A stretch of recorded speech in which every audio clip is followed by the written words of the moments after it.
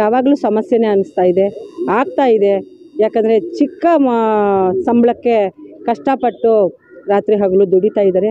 ಆರೋಗ್ಯ ಸಮಸ್ಯೆಗಳಿಂದ ಜನರನ್ನ ಕಾಪಾಡೋ ಅಂಥ 108 ಅವರ ನಮ್ಮ ಒಂದು ಬ್ರದರ್ಸ್ಗೆ ತುಂಬ ಅನ್ಯಾಯ ಆಗ್ತಾ ಇದೆ ಅನಿಸ್ತಾ ಇದೆ. ಅವ್ರ ಮಾತಲ್ಲೇ ಕೇಳೋಣ. ನಾವು ಬೆಂಗಳೂರು ಘಟಕದ ವತಿಯಿಂದ ಜಿಲ್ಲಾಧ್ಯಕ್ಷರಾಗಿ ಶಂಕರ್ ಅಂತ ಮಾತಾಡ್ತಿದ್ದೇನೆ.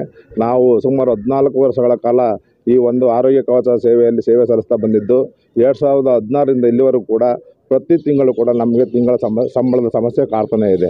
ಹಾಗಾಗಿ ಈ ವರ್ಷದಲ್ಲಿ ಡಿಸೆಂಬರು ಮತ್ತು ಜನವರಿ, ಫೆಬ್ರವರಿ, ಇದು ಮಾರ್ಚ್ 20ನೇ ತಾರೀಕು ಇಲ್ಲಿವರೆಗೆ 3 ತಿಂಗಳು 20 ದಿವಸ ನಮ್ಮ ಸಂಬಳನೇ ಆಗಿಲ್ಲ. ಬೆಂಗಳೂರಲ್ಲಿ ಜೀವನ ನಡೆಸಬೇಕಂದ್ರೆ ಎಷ್ಟು ಕಷ್ಟ ಇದೆ ಅಂತ ಎಲ್ಲರಿಗೂ ಗೊತ್ತಿದೆ. ಹಾಗಾಗಿ ಈ ಸಂದರ್ಭದಲ್ಲಿ ತಾವು ಮಾನ್ಯ ಆರೋಗ್ಯ ಸಚಿವರು ಮಧ್ಯಪ್ರವೇಶ ಮಾಡಿ ಒಂದು ಸಭೆಯನ್ನು ಮಾಡಿ ಸಭಾ ನಡವಳಿ ಮುಖಾಂತರ ನಮ್ಮ ನ್ಯಾಯ ದೊರಕಿಸ್ಕೊಡ್ಬೇಕು ಅನ್ನೋ ಒಂದು ವಿಶ್ವಾಸದ ಮೇಲೆ ಆರೋಗ್ಯ ಸಚಿವರನ್ನ ಪ್ರೀತಿಯಿಂದ ಕೇಳ್ಕೊತಾ ಇದ್ದೀನಿ. ಫುಲ್ ಕಷ್ಟದ್ದು ಕೆಲಸ. ಹೌದು ಸರ್, ಹೌದು ಸರ್. ಆಂಬುಲೆನ್ಸ್ ಮೇಲೆ ಜೀವ ಉಳಿಸೋ ಕೆಲಸ. ನಿಮಗೆ ಸಂಬಳಗಳು ಕರೆಕ್ಟಾಗಿ ಕೊಟ್ಟಿಲ್ಲ ಅಂದರೆ ಏನು? ಹೌದು ಸರ್, ತುಂಬ ಕಷ್ಟ ಆಗ್ತಾಯಿದೆ. ನಾವು ಶಿವಕುಮಾರ್ ಬೆಂಗಳೂರು ಜಿಲ್ಲಾ ಉಪಾಧ್ಯಕ್ಷರು. ಇವಾಗ ನಮಗೆ ಮೇನ್ ಪ್ರಾಬ್ಲಮ್ ಅಂದರೆ 3 ರಿಂದ 4 ತಿಂಗಳು ಸ್ಯಾಲ್ರಿ ಇಲ್ಲ ಅಂದರೆ ಬಾಡಿಗೆ ಕಟ್ಟೋದಲ್ಲಿ, ಮಕ್ಕಳಿಗೆ ಸಾಕೋದಲ್ಲಿ, ಸ್ಕೂಲ್ ಫೀಸ್ ಕಟ್ಟೋದಲ್ಲಿ ತುಂಬ ಸಮಸ್ಯೆ ಆಗ್ತಾಯಿದೆ. ನಾವು ಸಚಿವರ ಹತ್ರ ಮನವಿ ಮಾಡೋಕ್ಕೋಸ್ಕರ ಈಗ ಪ್ರೆಸ್ ಮೀಟ್ ಮಾಡ್ತಾ ಇರೋದು. ಉದ್ದೇಶ ಏನಂದರೆ ನಮಗೆ ಮುಂದೆ ಮತ್ತೆ ಇದೇ ಮರು ಕಳಿಸ್ಬಾರ್ದು, ಇದೇ ಕೊನೆ ಆಗ್ಬೇಕಂತ ಹೇಳ್ಬಿಟ್ಟು ಆರೋಗ್ಯ ಸಚಿವರಲ್ಲಿ ಒಂದು ಮನವಿ ಮಾಡ್ಕೊತೀನಿ ಮಾಧ್ಯಮ ಮಿತ್ರರ ಮುಖಾಂತರ.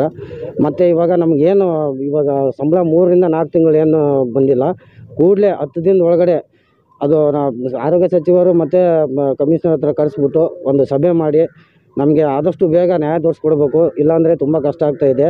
ಇದು 10 ದಿನದೊಳಗೆ ನಡೆಸ್ಕೊಡ್ಬೇಕಂತೇಳಿ ಆರೋಗ್ಯ ಸಚಿವರಿಗೆ ಮನವಿ ಮಾಡಿಕೊಡ್ತಾ ಇದ್ದೀನಿ. ಅದು ಆಗದ ಪಕ್ಷದಲ್ಲಿ 10 ದಿನ ಆದಮೇಲೆ ನಾವು ಅದ್ರ ಮೇಲೆ ಹತಾಶರಾಗಬೇಕಾಗುತ್ತೆ. ಇವಾಗ 4 ತಿಂಗಳಿಂದ ಸಂಬಳ ಇಲ್ಲ ಅಂದರೆ ನಾವು ಮಾಡೋದೇನಂತ ಗೊತ್ತಾಗ್ತಾ ಇಲ್ಲ. ಅದಕ್ಕಾಗಿ ನಾವು 10 ದಿನದೊಳಗೆ ಆಗಿಲ್ಲ ಅಂದ್ರೂ ನಾವು ಒಂದು ಮುಷ್ಕರ ಕೈಗೊಳ್ಬೇಕಾಗುತ್ತೆ ಹತಾಶರಾಗಿ. ಅದು ನಮಗೆ ಮುಷ್ಕರಕ್ಕೆ ಹೋಗೋಕ್ಕೆ ಬಿಡಲ್ಲ ನಮ್ಮ ಆರೋಗ್ಯ ಸಚಿವರನ್ನು ನಮಗೆ ವಿಶ್ವಾಸ ಇದೆ. ಅವರಿಗೆ ಇದೊಂದು ನೆರವೇರಿಸ್ಕೊಡ್ಬೇಕಂತೇಳಿ ಮಾಧ್ಯಮ ಮುಖಾಂತರ ಹತ್ರ ಮನವಿ ಮಾಡ್ತೀವಿ.